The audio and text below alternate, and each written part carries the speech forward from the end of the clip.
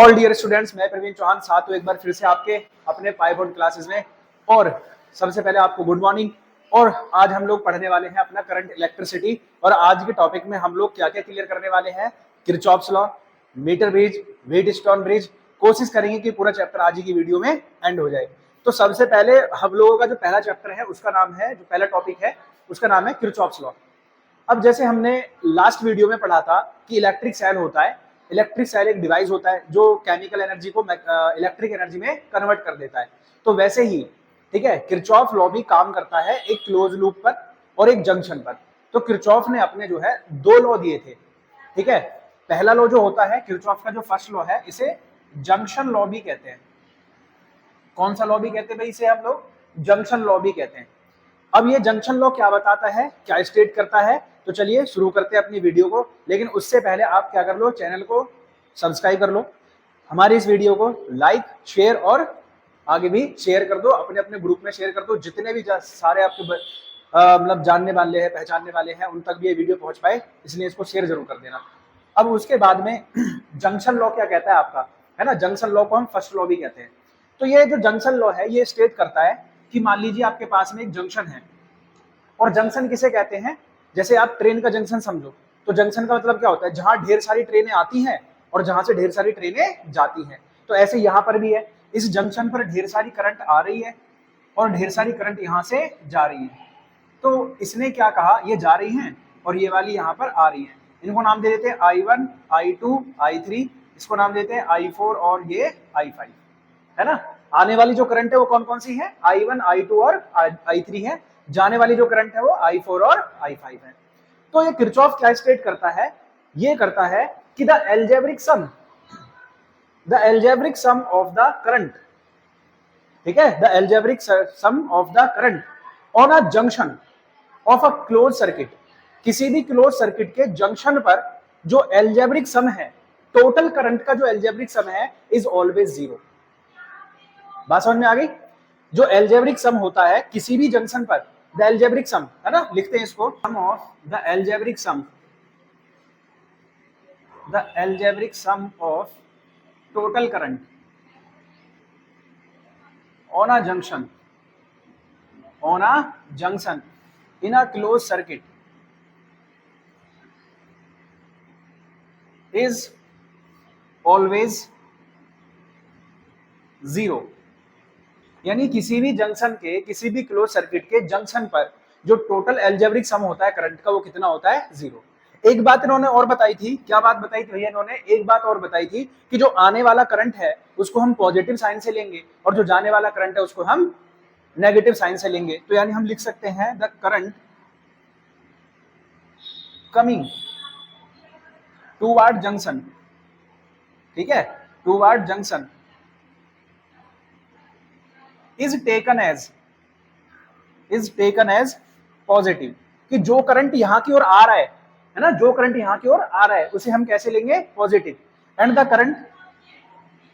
Current drawn from the, है ना, यहां से जो जा रहा है, ड्रॉन फ्रॉम द जंक्शन, जो करंट यहां से जा रहा है, इज टेकन एज नेगेटिव। जो करंट इससे जाएगा उसको हम किससे दिखाएंगे भैया? नेगेटिव साइन से दिखाएंगे।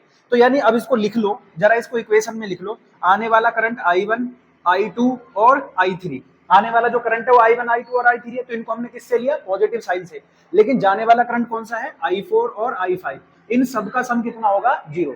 अब ये बात का फर्क नहीं पड़ता कि भाई आने वाला करंट कितना है और जाने वाला करंट कितना है ना, अमाउंट पर फर्क नहीं पड़ता। ये कहा जाता है कि किसी भी जंक्शन पर जो टोटल करंट आ रहा है वही टोटल करंट बाहर भी निकल जाता है।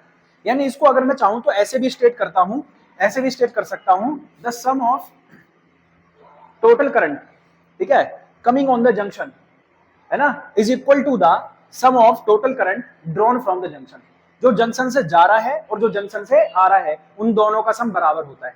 यानी जंक्शन पर आने वाला करंट और जंक्शन से जाने वाले करंट दोनों का सम बराबर होता है, ये भी मैं कह सकता हूं। यहां से अगर मैं इसको इधर ले जाऊं तो आप ऐसे भी तो लिख सकते हो इसको कि I1 plus I2 plus I3 is equal to में ये जाकर इधर क्या हो जाएगा? I4 plus I5। यानी किसी भी जंक्शन पर आने वाले करंट का सम और जंक्शन से जाने वाले करंट का सम बराबर होता है। ये भी कहा जा सकता है। तो ये क्या है आपका first law of the Kirchhoff. Kirchhoff का पहला लॉ है, इसे जंक्शन लॉ भी कहते हैं, याद रखना है, ठीक है, इसे जंक्शन लॉ भी कहते हैं। और ये क्या स्टेट करता है कि the algebraic sum of total current on a junction, किसी भी जंक्शन पर एल्जेब्रिक सम जो होता है टोटल करंट का वो हमेशा कितना होता है, जीरो होता है। या करंट किसी भी जंक्शन पर जो आने वाला करंट है और जंक्शन से जो जाने वाला करंट है उन दोनों का सम कितना होता है, बराबर होता है, ठीक है। आने वाले करंट को पॉजिटिव साइन से और जाने वाले करंट को नेगेटिव साइन से हम लोग डिनोट करते हैं। अब हम चलते हैं किरचॉफ के सेकंड लॉ पर। अब किरचॉफ का हम कौन सा लॉ पढ़ रहे हैं, सेकंड लॉ, और सेकंड लॉ को हम लूप लॉ भी कहते हैं। कौन सा लॉ कहते हैं, लूप लॉ। अब ये उतना ही सीधा है जितना है जलेबी, ठीक है, ये उतना ही सीधा लॉ है जितना की जलेबी, यानी बड़ी आसानी से आपको समझ में आएगा, बड़ी इजीली आपको समझ में आएगा। ये तो थोड़ा बहुत टफ भी लगा होगा लेकिन ये और भी ज्यादा इजी है। अब करना कैसे है, इसको आपको समझना है। तो मान लीजिए हम एक क्लोज लूप बनाते हैं। क्या बनाते हैं, क्लोज लूप। क्लोज लूप का मतलब क्या है, क्लोज सर्किट बना रहे हैं हम लोग, ठीक है, ध्यान से सुनो। मान लो इस सर्किट में एक सेल भी तो होगा, है ना, और सेल होगा तो एक रेजिस्टेंस भी उससे जोड़ना पड़ेगा। फिर एक और हमने सेल लगा दिया, एक और हमने रेजिस्टेंस लगा दिया, उसके बाद हम लोगों ने केवल एक रेजिस्टेंस लगा दिया, इस वाले में हमने सेल नहीं लगाया। तो आपके पास में कितने हो गए भैया, आपके पास में दो क्या है, क्लोज लूप हो गए।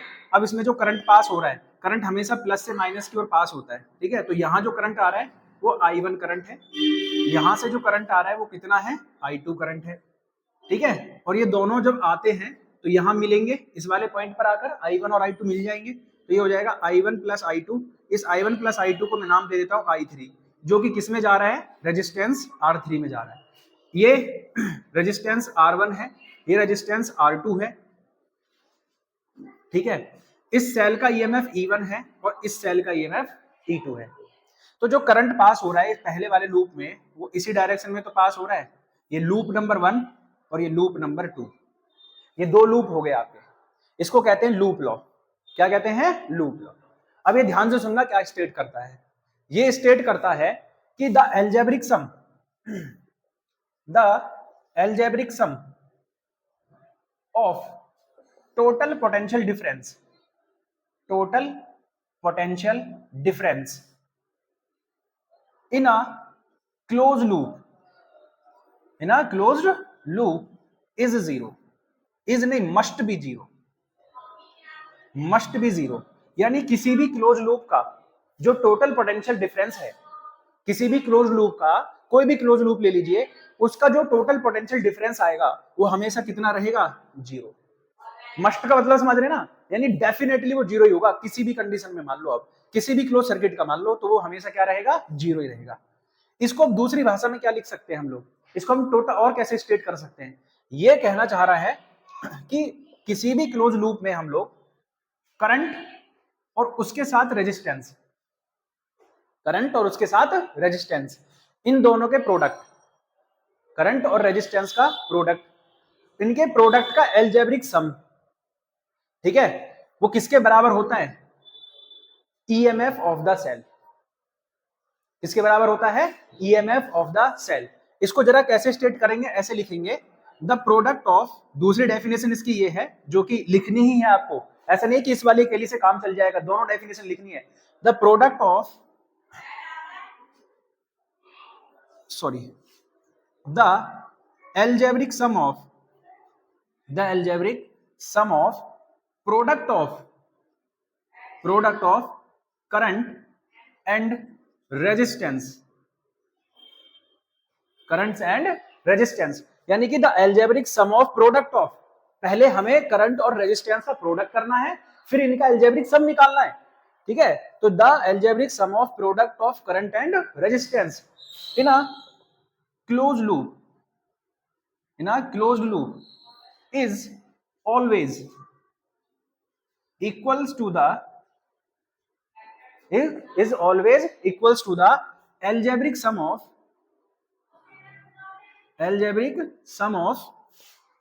EMF of the cell। यानी किसी भी क्लोज्ड लूप में, है ना, किसी भी क्लोज लूप में करंट और रेजिस्टेंस का प्रोडक्ट करना है, करंट और रेजिस्टेंस का प्रोडक्ट करना है, फिर उनका एल्जेब्रिक सम करना है, है ना, करंट और रेजिस्टेंस का प्रोडक्ट, फिर उनका अलजेब्रिक सम करना है, और वो जो अलजेब्रिक सम आएगा वो किसके बराबर होगा, ईएमएफ ऑफ द सेल।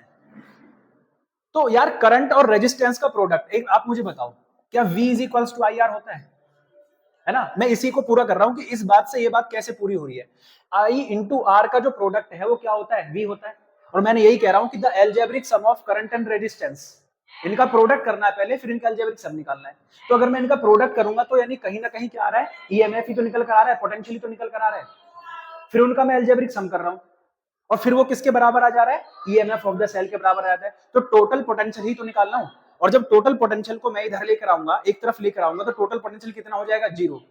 अब इसको थोड़ा सा हमें समझना है न्यूमेरिकली, न्यूमेरिकली कैसे करते हैं, थोड़ा सा आपको समझ में आएगा। अब हम लेते हैं क्लोज लूप वन में, किसमें लेते हैं, क्लोज लूप वन में, इन क्लोज लूप फर्स्ट में इसको न्यूमेरिकली समझो तो आपको बहुत अच्छे से क्लियर हो गए सारी चीजें। फर्स्ट में अगर देखोगे तो भैया आप मुझे बताओ, करंट और रेजिस्टेंस का प्रोडक्ट क्या है। पहले वाले में करंट कितना आ रहा है, I1, रेजिस्टेंस कितना है, R1, तो इनका प्रोडक्ट कर दो, यानी I1 इंटू R1, हो गया नहीं हो गया। फिर हम इधर चलते हैं, आगे चलते जाओ। अब एक और बात समझनी है, करंट के अगर साथ चल रहे हो तो पॉजिटिव, और करंट के अगर अपोजिट चल रहे हो तो नेगेटिव साइन से। तो करंट के साथ चल रहे हैं, यहाँ देखो करंट भी ऐसे जा रहा है, हम भी ऐसे जा रहे हैं, यहाँ पहुंचे। तो यहाँ हमें मिला कि I1 इंटू R1। फिर हमें दूसरा देखना है, क्या इस वाली लाइन में कोई रेजिस्टेंस जुड़ रहा है, नहीं जुड़ रहा। फिर इधर जाना है हमें, क्लोज लूप यही तो पूरा होगा, इसको नाम दे देते हैं ए बी सी और D. A B C D एक क्लोज लूप हो गया, है ना। इस क्लोज लूप में हम लोग लगा रहे हैं, तो पहले ए से बी गए, बी से सी गए, सी से डी पर जा रहे हैं। अब सी से डी पर जब मैं जा रहा हूं तो देखो मैं तो ऐसे जा रहा हूं, लेकिन करंट ऐसे आ रहा है, तो साइन कैसा लूं, पॉजिटिव या नेगेटिव। करंट के साथ चल रहे हैं तो पॉजिटिव, करंट के अपोजिट चल रहे हैं तो नेगेटिव। तो अब जो करंट है वो तो इधर आ रहा है, लेकिन मैं कैसे जा रहा हूं, मैं ऐसे जा रहा हूं, सी से डी जाऊंगा ना। अब सी से डी जाऊंगा तो इसके अपोजिट हो गया पूरा। तो अपोजिट होने के बाद मुझे जो साइन लेना है वो क्या लेना है, I2 into R2, negative sign लेना है, क्योंकि यहां पर जो रेजिस्टेंस है वो R2 है और जो करंट है वो I2 है ना। इनका अलजेब्रिक सम मैंने कर दिया, अब तो और कोई रेजिस्टेंस नहीं बचा। और इनका जो अलजेब्रिक सम है वो किसके बराबर होगा, ईएमएफ ऑफ द सेल। तो कितने ईएमएफ हैं इसमें, एक हो गया E1 और एक हो गया E2। अब अगर इसे थोड़ी सी देर के लिए आप सोचने लगे कि I1 R1 क्या हो जाएगा, V1, I2 R2 क्या हो जाएगा, V2, और इसे भी लेकर इधर आए माइनस E1 प्लस E2, तो ये जो है ये पोटेंशियल है, ये भी पोटेंशियल है, ईएमएफ भी तो पोटेंशियल ही होता है, किसका होता है, सेल का। तो टोटल पोटेंशियल डिफरेंस कितना हो गया, 0। तो यही बात तो मैंने यहां भी कही है कि किसी भी क्लोज लूप में जो पोटेंशियल डिफरेंस है वो कितना होना चाहिए, 0। तो वही मैं यहां भी स्टेट कर रहा हूं, है ना। तो इसको ऐसे भी लिखा जा सकता है, I1 R1 minus I2 R2 बराबर E1 माइनस E2। क्लियर होगी बात। तो हमने ये कहा है कि किसी भी क्लोज लूप में, इन अ क्लोज लूप, ठीक है, in a close loop the potential difference must be 0। किसी भी क्लोज लूप में पोटेंशियल डिफरेंस कितना होगा, 0 होगा। और हम ये कह सकते हैं कि the algebraic sum of product of current and resistance, the algebraic sum of product of current and resistance is always equals to the EMF of the cell। अब अगर हम करंट के साथ चल रहे हैं तो पॉजिटिव लेंगे, करंट के अपोजिट चल रहे हैं तो नेगेटिव लेंगे। साइन को बस इतना ध्यान रखना है कि अगर करंट के साथ चल रहे हो तो पॉजिटिव और करंट के अपोजिट चल रहे हो तो नेगेटिव। अब यहां पर मैंने फिर से समझाने की कोशिश करता हूं, एक हमारा क्लोज लूप है ए बी सी डी, क्योंकि फिर दूसरा भी है हमारे पास में डी सी ई एफ, दूसरा भी है हमारे पास में डी सी ई एफ, इसमें भी हमें लगाना है, ठीक है। तो पहले हम किसमें कर रहे हैं, ए बी सी डी में हमने करा।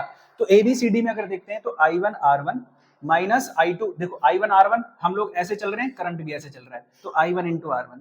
फिर मैं B से C में आया, कोई रेजिस्टेंस नहीं है। C से D में अगर जाते हैं तो C से D में क्या है, I2 और R2 मिल जाते हैं, लेकिन हम जा रहे हैं ऐसे और करंट आ रहा है ऐसे, तो हमें इसके अपोजिट जाना पड़ रहा है। और अगर हम इसके अपोजिट जा रहे हैं तो इसलिए क्या लेंगे, माइनस का चिन्ह लेंगे। तो वैसे ही ईएमएफ पहले वाले का पॉजिटिव है, इसके अपोजिट जा रहे हैं तो ये नेगेटिव है। अब क्लोज लूप 2 में लगाओ तो भैया, क्लोज्ड लूप 2 में लगाओ, क्लोज लूप 2 ये है ना, इसको जरा आराम से कर लेते हैं अच्छे से। यहाँ I2 R2 और ये E2। तो पहले कहां से शुरू करेंगे, D से C में, करंट भी ऐसे ही जा रहा है और हम भी ऐसे ही जा रहे हैं, तो कितना हो जाएगा, I2 R2 हो गया। D से C में, अब C से E में, C से E में कोई रेजिस्टेंस है नहीं है। अब E से F में जाओ, तो E से F में करंट कितना है और रेजिस्टेंस कितना है, R3, तो माइनस में I3 इंटू R3, और ये किसके बराबर हो जाएगा बेटा, EMF ऑफ द सेल, और EMF ऑफ द सेल तो एक ही तो सेल है यहाँ पर E2, कोई दूसरा सेल थोड़ी ना है?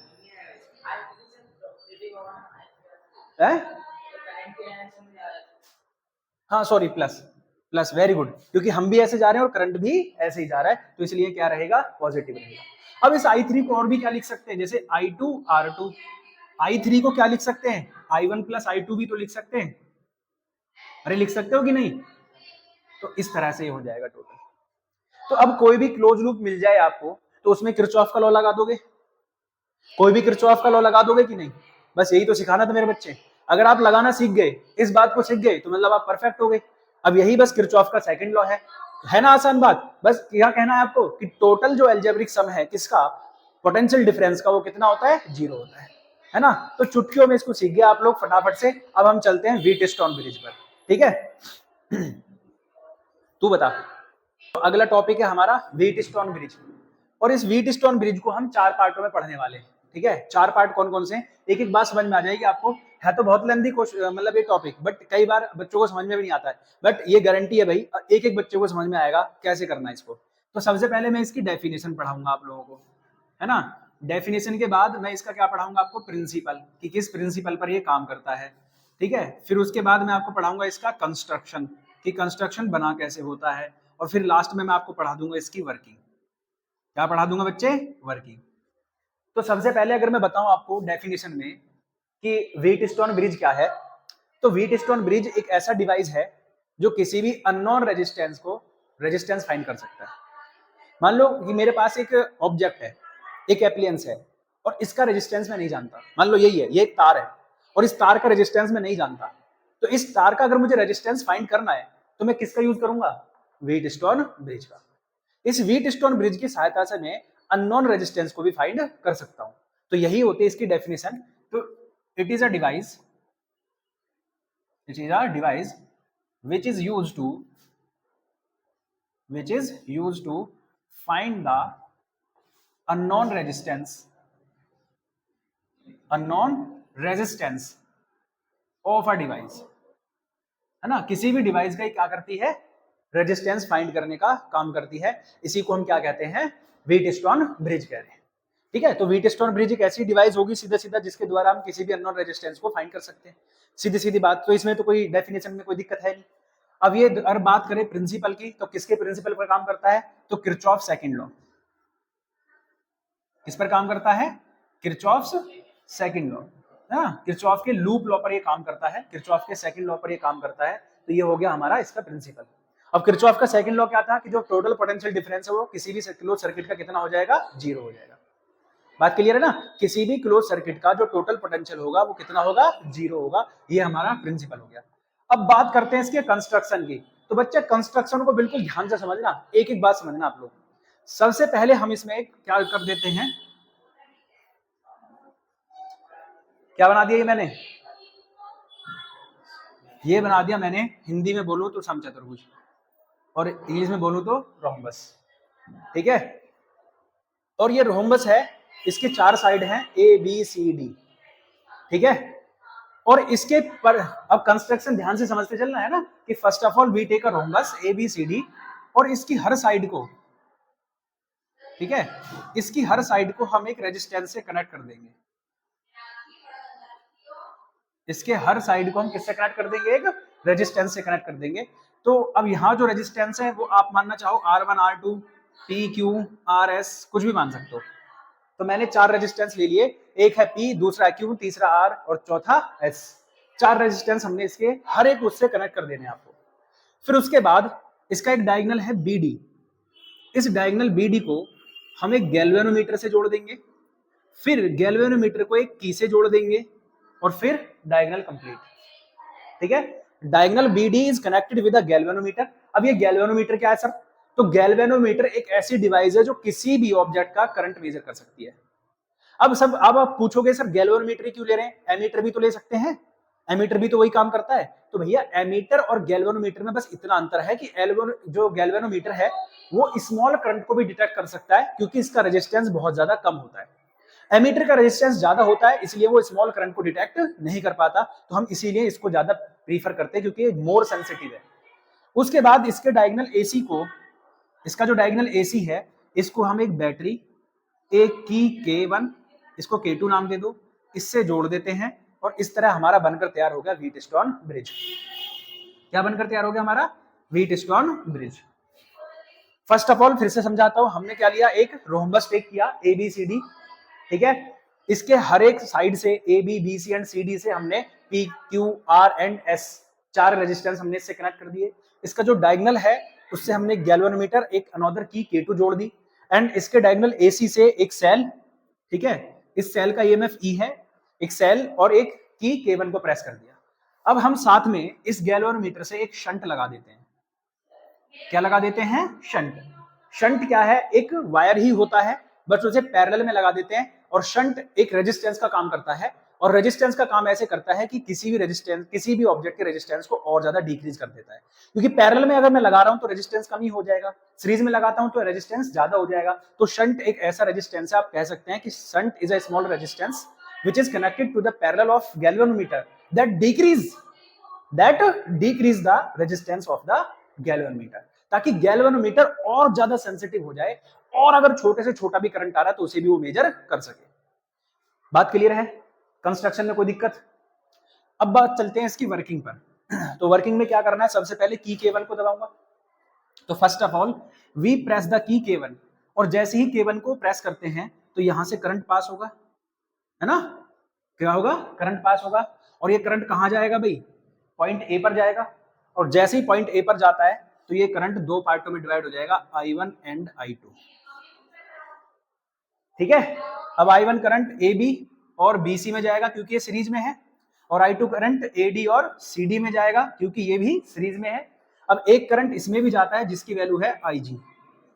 गैल्वेनोमीटर में भी एक करंट जा रहा है। अब आपको बताओ, मैंने गैल्वेनोमीटर का रेजिस्टेंस क्या कर दिया? बहुत ज्यादा कम नहीं कर दिया, है ना? बहुत ज्यादा कम कर दिया, और बहुत ज्यादा कम कर दिया तो रेजिस्टेंस लगभग कितना हो गया इसका? नेग्लाइजेबल, जीरो मान सकते हैं। तो मैंने सबसे पहले क्या किया, की K1 को प्रेस करते हैं। जैसे ही की K1 को प्रेस करते हैं तो यहाँ से करंट I पास होता है। करंट I जैसे ही पास होता है तो पॉइंट A पर जाकर वो दो पार्ट में डिवाइड हो जाता है, I1 एंड I2। I1 जो करंट है वो AB और BC में पास हो रहा है, और I2 current AD and CD में पास हो रहा है। क्लियर? एक अनदर करंट है जो गैल्वेनोमीटर में भी जाता है जिसका नाम है IG। क्या नाम है जिसका? IG। अब यही करंट जब जा रहा है, अब हम किसको प्रेस करेंगे? यहाँ दूसरी की K2 को प्रेस करते हैं। वी प्रेस अनदर की K2, क्योंकि अब सब में करंट पास हो चुका है। अब हम K2 को जब प्रेस करते हैं देन वी नोटिस, अब हम किसको नोटिस करेंगे? द निडल ऑफ गैल्वेनोमीटर, है ना? गैल्वेनोमीटर की निडल को डिनोट करना, देखना है आपको।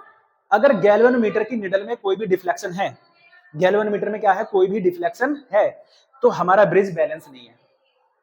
बैलेंस नहीं है यानी अब हम आगे नहीं बढ़ सकते, कहीं ना कहीं इम्बैलेंसिंग हो रही है, इसको फिर से रीअरेंजमेंट करना पड़ेगा, अब आगे नहीं बढ़ पाओगे आप।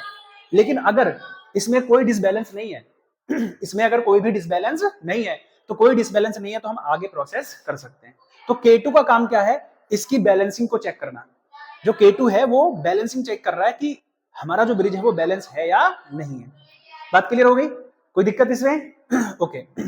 अब जैसे ये सारी चीजें कंप्लीट हो जाएगी देन यूजिंग किरचॉफ्स लॉ, किसका लॉ यूज करेंगे हम लोग? किरचॉफ का लॉ। और किरचॉफ का लॉ जब यूज करेंगे तो हमारे पास ABCDA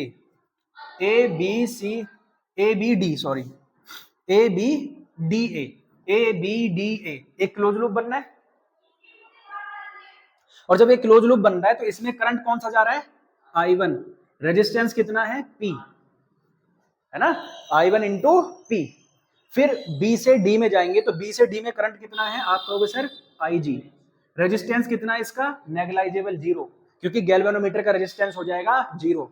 फिर माइनस लगाएंगे आप, क्योंकि करंट आ रहा है ऐसे और हम जा रहे हैं D से A, D से A जा रहे हैं तो I2 और इनटू में कितना हो गया? R। क्या इसमें कोई बैटरी जुड़ रही है यहाँ पे? आप कहोगे सर नहीं जुड़ रही, तो EMF कितना हो गया? जीरो। तो सीधा सीधा बचा I1P, ये जीरो हो गया, I2R उधर पहुंच जाएगा तो I2R। Equation number first. बोलो कोई दिक्कत?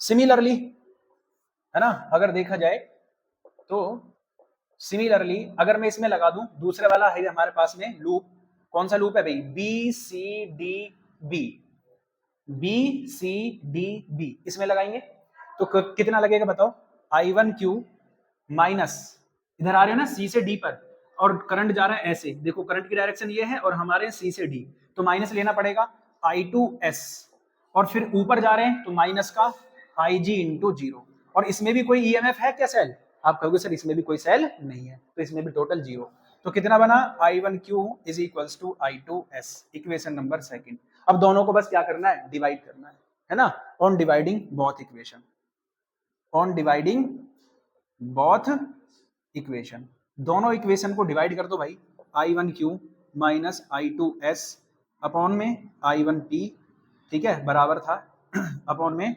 I2R, ठीक है, इससे ये कट गया, इससे ये कट गया, तो Q अपॉन P बराबर S अपॉन R, या इसका उल्टा भी लिख सकते हो, P upon Q R upon S। अब अगर हमें 3 रेजिस्टेंस है, हम चौथा फाइंड भी कर सकते हैं, ठीक है, अगर हमारे पास कोई 3 नॉन रेजिस्टेंस है तो हम चौथा भी फाइंड कर सकते हैं। तो बस बच्चे